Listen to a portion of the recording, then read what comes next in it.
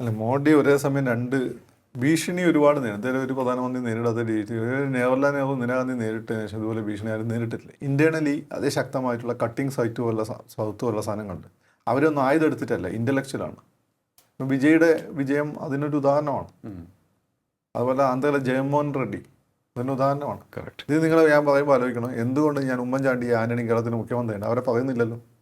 അത് വളരെ നാച്ചുറൽ ആയിട്ടുള്ള സെക്യുലർ പ്രോസസ്സാണ്. ഇത് ഓപ്പറേറ്റ് ചെയ്ത പ്രോസസ്സാണ്. ഓക്കെ, അതായത് ആയുധമെടുക്കാതെ കട്ടിംഗ് സൗത്ത് പോലെ രാജ്യത്തെ ഛിന്ന ഭിന്നമാക്കാനുള്ള, രാജ്യത്തിൻ്റെ അഖണ്ഡത ഐക്യം തകർക്കാനുള്ള നീക്കങ്ങൾ സജീവമാണ്. അത് ഇങ്ങനെയാണ് ഈ പറയുന്നതിനെ മതി. അവർ ഈ മതപരമായിട്ടുള്ള ശ്രമം നടക്കും, ഇവാഞ്ചലിസ്റ്റ് ശ്രമം നടക്കുന്നുണ്ട്. ഇവാഞ്ചലിസ്റ്റുകൾ തന്നെയാണ് ഈ നോർത്ത് സൗത്ത് എന്നുള്ള ഡിവൈഡ് ഉണ്ടാക്കി അത് കത്തിച്ചു. അത് ഞാൻ ദ്രവീഡിയൻ മൂവ്മെൻറ്റ് ഏറ്റെടുത്തത്. ആദ്യം അവർ DMKയുടെ വണ്ടി സഞ്ചരിച്ചു, പിന്നെ സ്വന്തം പാർട്ടി ഉണ്ടാക്കി. അത് മറ്റു സ്ഥലങ്ങളിൽ വ്യാപിപ്പിക്കാനുള്ള ശ്രമമാണ് ഇപ്പം നടത്തിക്കൊണ്ടിരിക്കുന്നത്. അതിൻ്റെ ഹബ്ബ് കേരളമാണ്. കേരളത്തിൽ നിന്നാണ് ഈ പറഞ്ഞ പാസ്റ്റർമാർ നല്ല പങ്കും പോകുന്നത്, ഉത്തരേന്ത്യയിലൊക്കെ പോകുന്നത്, നല്ല അറസ്റ്റ് ചെയ്യപ്പെടുന്നത്. ഓക്കെ, കത്തോലിക്കരല്ലേ മറ്റൊരാ ഇവാഞ്ചലിസ്റ്റുകൾ ഇങ്ങനെയുള്ള സാധനം. അപ്പം ഇങ്ങനെയുള്ള ഭീഷണി വളരെ ഇവർക്ക് വേറൊരു പ്രശ്നമുണ്ട്. ഈ മുസ്ലിം തീവ്രവാദത്തെ നക്സലിസത്തിന് അമേരിക്ക സപ്പോർട്ട് ചെയ്യില്ല, നേരിട്ട് ഉള്ളിൽ കൂടെ ഫണ്ട് ചെയ്യും. പാകിസ്ഥാൻ വഴിയും ചൈന വഴിയും നേപ്പാൾ വഴിയൊക്കെ ഫണ്ട് ചെയ്യും. ഇവരെ നേരിട്ട് അവർ കുറേ വഴിയൊക്കെ ഫണ്ട് ചെയ്യുന്നുണ്ട്. ഇവർക്ക് അവരുടെ സപ്പോർട്ടുണ്ട്. അതുകൊണ്ടല്ലേ ഈ മോഡി വന്നതിന് ഈ പ്രശ്നം ഉള്ളതുകൊണ്ടാണ് ഈ മോഡി വന്നതിന് ശേഷം എത്രമാത്രം ഇൻ്റർനാഷണൽ ചേർന്ന് ഇന്ത്യയിൽ സെക്യുലറിസം തകരുന്നു, പത്രസ്വാതന്ത്ര്യത്തിന് ഭീഷണി ഉണ്ടാകുന്നതുകൊണ്ട്. ഇവരെല്ലാം ഇത് ചെയ്തിട്ടുണ്ട് അവരുടെ കാലഘട്ടത്തിൽ. കമ്മ്യൂണിസ്റ്റായിട്ട് ബന്ധപ്പെട്ടിട്ടുള്ള ഓട്ടോഹാൻ എന്ന് പറഞ്ഞിട്ടുള്ള അവരുടെ അനുഭവം വേണ്ടിയ ശാസ്ത്രജ്ഞൻ വരെ പീഡിപ്പിച്ചിട്ടുണ്ട് അവർ. കമ്മ്യൂണിസ്റ്റ് ഗൾഫിൽ നിന്ന് കമ്മ്യൂണിസ്റ്റ് എന്ന് പറഞ്ഞുകൊണ്ട് പത്രമാധ്യമം ക്ലിപ്പ് ഇട്ടിട്ടുണ്ട് കിസിംഗർ. പിന്നെ അവരുടെ വളർച്ചയ്ക്ക് വേണ്ടി ചെയ്ത കാര്യങ്ങൾ നമ്മളെ രാജ്യത്തിൻ്റെ വളർച്ചയ്ക്ക് വേണ്ടി ചെയ്യുമ്പോൾ അതെന്താ വലിയ തെറ്റ്, അപരാധം, കാട്ടപരാധം. ഇവർ ചെയ്താൽ മഹത്വം, അതങ്ങനെ ശരിയാവുക. മനസ്സിലായില്ലേ?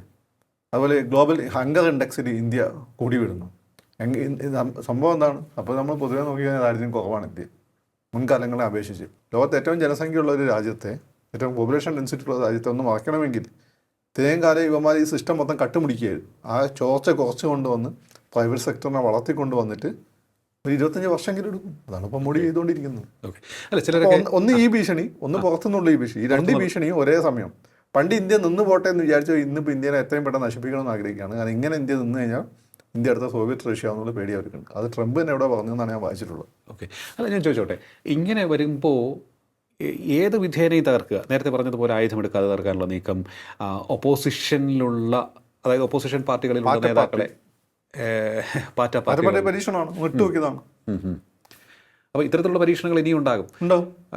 എതിർ രാഷ്ട്രീയ കക്ഷികളിലെ നേതാക്കളെ സ്വാധീനിക്കാനുള്ള ശ്രമമുണ്ടെന്നൊക്കെ ചില ആക്ഷേപങ്ങൾ നേരത്തെ ഉണ്ടായിരുന്നു. അത് ഓൾറെഡി ഉണ്ടാവുമല്ലോ. ഓൾറെഡി ഉണ്ട്. അവർ പിന്നെ അല്ലാണ്ട് സിസ്റ്റത്തിൽ ഇത്ര വന്ന് ചോർച്ച എങ്ങനെ വന്ന് സ്വാതന്ത്ര്യം കിട്ടി ഇത്രയും കാലം കഴിഞ്ഞിട്ട് സിസ്റ്റത്തിൽ ചോർച്ച വരുമ്പോൾ ജനങ്ങൾ അസംതൃപ്തരായിരിക്കും. അപ്പോൾ അവർ രക്ഷകനെ തേടും. ആ രക്ഷകനെ ഇവർ കൊടുക്കും. പാർട്ടിയായിട്ട് അത് ഇതായിട്ടും അവന്മാരോട് ചോളാക്കുകയും ചെയ്യും. ഓക്കെ, പിന്നെ പെട്ടെന്ന് പിന്നെ അടുത്ത ഘട്ടം, മൂന്നാമത്തെ ഘട്ടത്തിലേക്കാണ് സ്വന്തം രാജ്യം വേണമെന്നുള്ളത് വരും. ഇഷ്തുമോ വാദം വരും.